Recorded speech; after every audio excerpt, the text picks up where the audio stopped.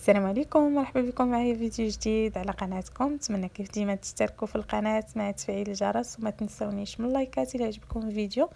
اليوم ان شاء الله جبت لكم وصفه رائعه بنينه بزاف، الدجاج في الفران بواحد التغميره اللي كتجي خطيره وكتخليه يكون طري وبنين وما كيجيش ناشف وقاصح.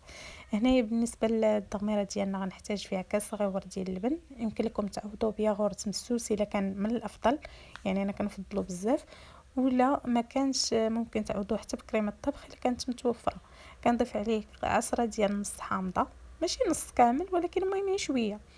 كنضيف معلقه صغيره ديال مطيشه الحك، معلقه صغيره ديال موطارد كيعطي واحد المذاق زوين في الدجاج، وشويه ديال الهريسه اولا السودانيه اللي كيبغي الحار.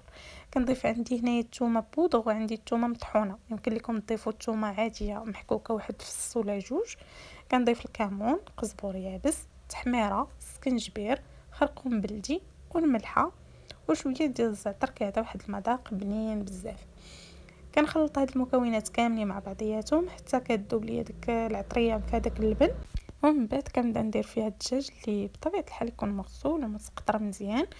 هنايا كنثقبوه هكا مزيان بالموس باش هكا كتدخل ديك العطريه وكيشرب ديك العطريه مزيان من الداخل، كيجي بنين من الداخل حتى هو. صافي من بعد ما كندير الدجاج ديالي كان يعني كندغمرو مزيان، وكنضيف عليه هكا شويه ديال زيت العود من الفوق، كنعاود نقلبو للجهه الثانيه، وبنفس الطريقه كنعاود نضيف واحد شويه ديال زيت العود، وكنحاول نثقبوه هكا باش كيدخل لي مزيان ديك العطريه، يعني كل ما دخلت ليه كل ما كيجي بنين وما كيجيش ناشف من الداخل.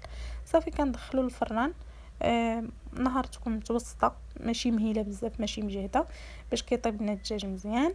ومن الاحسن تغطيوه بشي هذا بابي الومنيوم وصافي، وكتخليوه حتى كيطيب، كتحيدوه عليه وكتخليوه يتحمر من الفوق، كيجي بنين بصحه وراحه.